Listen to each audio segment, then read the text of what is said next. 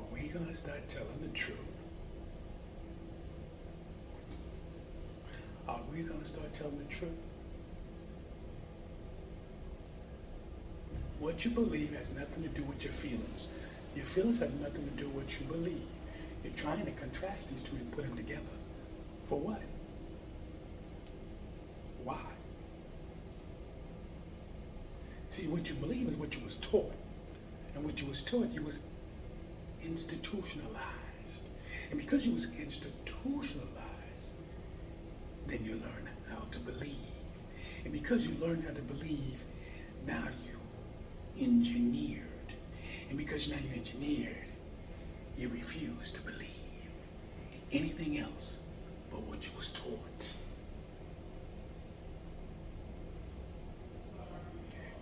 You're a being with your own mind. You're a free thinker, but you're not a free thinker as if you've been engineered to think only one way. You've been engineered to think only one way. And the information that you receive, you believe that it is the absolutely correct one. You believe this. This doesn't allow you to be free. Now, I'm not trying to tell you what to choose and what to worship. No. What I'm telling you is expand your mind. You see, you can have a belief system, but to expand your mind and get more information will make you a better student. So can an individual can master one philosophy, can master that theology, then if you challenge he or she's philosophy, they will become cognitive dissonance.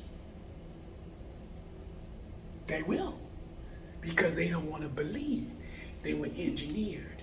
They engineered, especially if they engineered themselves. Beat the game. Beat the game. Even as let's use me for example, because I always believe you could never use everybody if you cannot use yourself. Okay? So beat the game, what I'm about to tell you. I grew up not knowing who God was. And then one day my fathers took us to the Kingdom Hall. I was like, what's this? What the hell's going on? I felt uncomfortable like this right away. Because I didn't know nothing about it. My mother didn't train us when we was at home. She just brought us to the Kingdom Hall. My father didn't accept it right away. Not at first. Okay? But let me explain something to you. Real quickly, how man, because he loves his family, he gave in. His family was more important than his pride. Sounds familiar? Sounds familiar? Anytime when a man gives in more than his pride, that means he's giving to his family. His family's first. So I say that to say this. Now when I studied the Jehovah's Witness, read the books, the Bible, I still have the New World Translation to this day. I'm not going to throw none of these Bibles. I got the King James Version, the New World Translation version. I got the NIV. Okay? I got many different versions of the Bible. Even the dictionary Bible. But I say that to say this. I did not allow myself to stay with one religion. I refuse. I started studying the TV evangelist, T.D. Jakes, real talk, Creflo Dollar, Joel Osteen, Myers, and so on and so on. I mean, so many TV evangelists you don't even want to know. And my favorite was Apostle K.C. Price, the Apostle. That was my favorite. Now I know about Ike. Ike had broke the motherfucking the mold when he says Jesus and God doesn't exist. It's already in you. And you know his church members almost wanted to kill him. But what he did was that he expanded his mind. He's not the only one.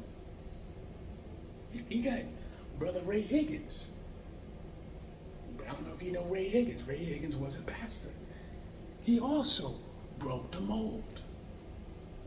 He expanded his mind and understood that it had nothing to do with religion, as it was dealing about African culture.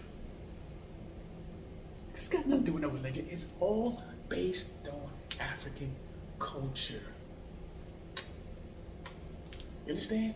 Everything, voodoo, voodoo, all that stuff. Y'all keep thinking about all this black magic. They told you that it was evil and you believed it.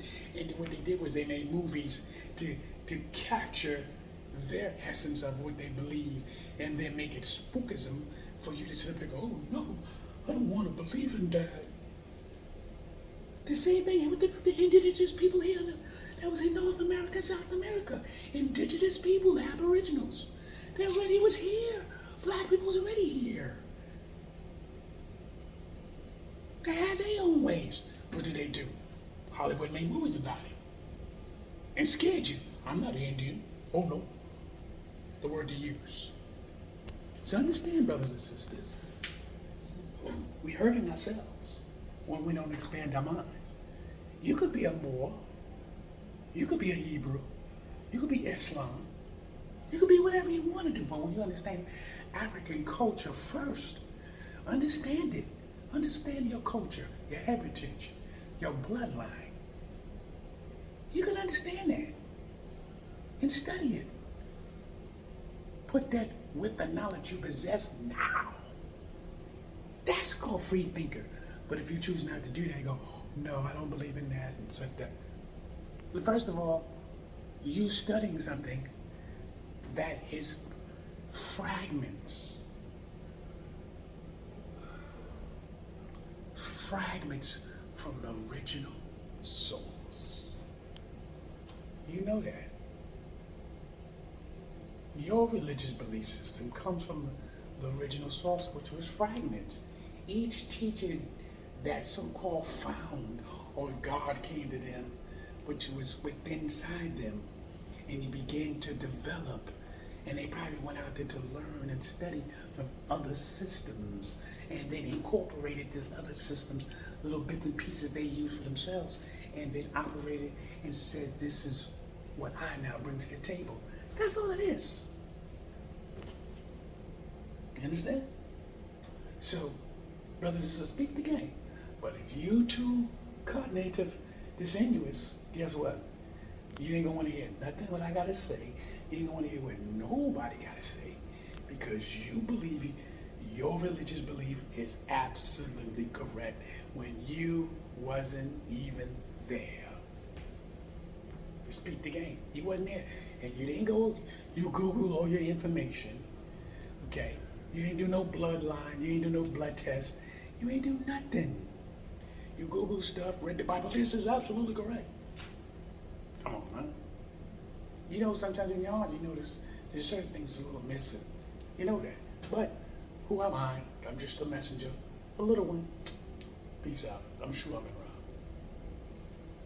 Yo, if we're gonna change within us. Peace.